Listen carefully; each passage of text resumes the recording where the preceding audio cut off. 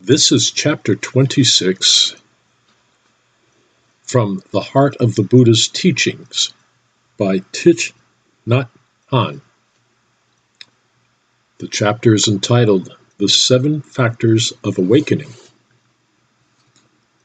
The Seven Factors of Awakening, Sapta Bodhiyanga, are mindfulness, investigation of phenomena, diligence, joy, ease, concentration, and letting go. Bodhiyanga is made up of two words, bodhi and anga. Bodhi, awakening, enlightenment, comes from the root bud, which means to wake up, like Buddha, to be aware of what's going on within and all around you. A Buddha is one who is awakened. Anga means limb. Sapta Bodhiyanga can also be translated as the seven limbs or factors of enlightenment. After sitting in meditation at the foot of a ficus religiosa, known by the Buddhists as the Bodhi tree, when the morning star arose, the Buddha realized enlightenment and said, "How amazing that all living beings have the basic nature of awakening, yet they don't know it. So they drift on the ocean of great suffering lifetime after lifetime." It means that the potentialities of the seven factors of awakening are already in us, but we don't know it. It is said that the Buddha was reluctant at first to share the insight he experienced under the Bodhi tree. Only after continuing his meditation did he realize that many beings would benefit if he offered concrete ways to help them wake up. The seven factors of awakening offer a description of both the characteristics of awakening as well as a path to awakening. Imagine a tree with seven large limbs, each representing one factor of awakening. Every year, each of these branches grows longer and sends out new shoots with new leaves. Enlightenment is growing all the time. It is not something that happens once and then complete, and is then complete. It is reassuring that the Buddha regarded joy and ease among these seven elements. The first and main factor of awakening, the first limb of the Bodhi tree, is mindfulness, smriti. Smriti literally means remembering, not forgetting where we are, what we are doing, and who we are with. Mindfulness always arises in the context of a relationship with ourselves, other people, or things. It is not something we keep in our pocket and take out when we need it.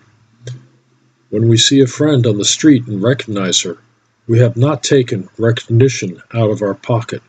It arose in the context of the situation.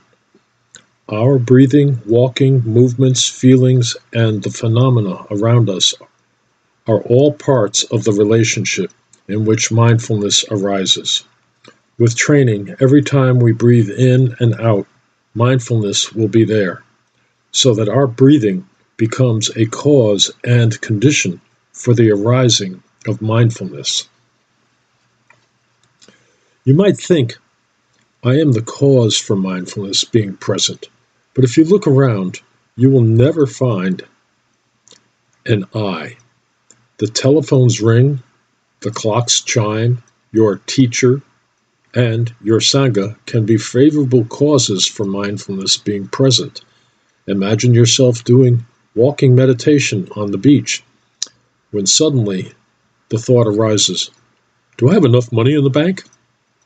If you return your awareness to your feet making contact with the sand, that is enough to bring you back to the present moment.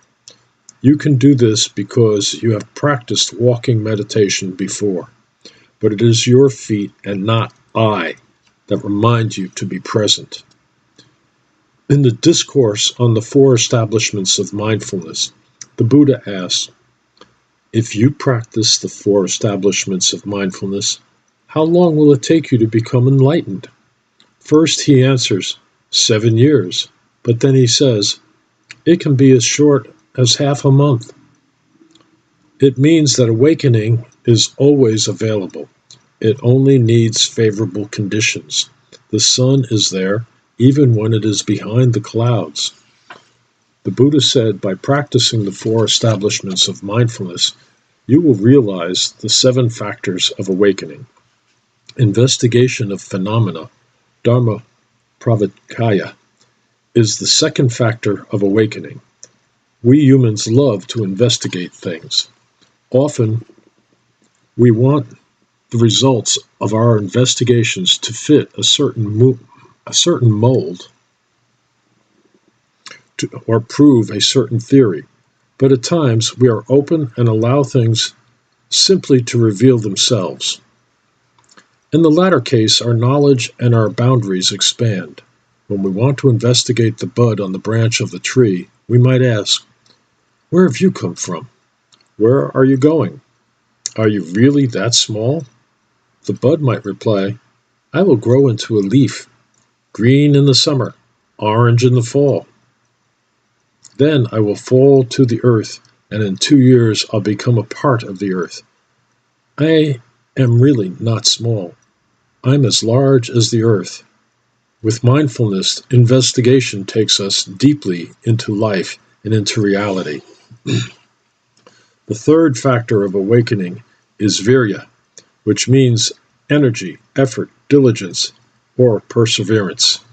Energy comes from many sources. Sometimes just thinking about what we might gain in the future gives us energy. In Buddhism, the sources of our energy are mindfulness, investigation, and faith in the practice. When we look deeply, we see that life is a miracle beyond our comprehension. But for many young people today, life is meaningless. Many thousands of young people commit suicide every year.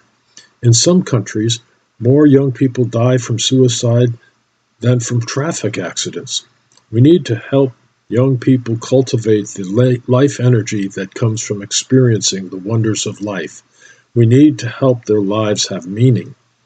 Even if we are in pain, we can see meaning in our life. We will have the energy and joy. If we can see the meaning in our life, we will have energy and joy. Energy is not the result of good health alone, or the wish to achieve some goal, material or spiritual. It is a result of feeling some meaning to our life. Making an effort at the wrong time or wrong place dissipates our energy. Sitting in meditation for lengthy periods before we have developed good concentration might cause us to dislike meditation, and even to stop sitting altogether. When Siddhartha practiced meditation under the Bodhi tree, his concentration was already highly developed. When Kashyapa told Ananda that Ananda would not be invited to attend the first council of the Buddha's disciples because he did not have a high enough degree of awakening, Ananda sat in meditation all night, and by dawn he realized the fruit of arhatship. When Ananda arrived at the council, Kashyapa and the others recognized that he had had a breakthrough. His shining presence was proof enough.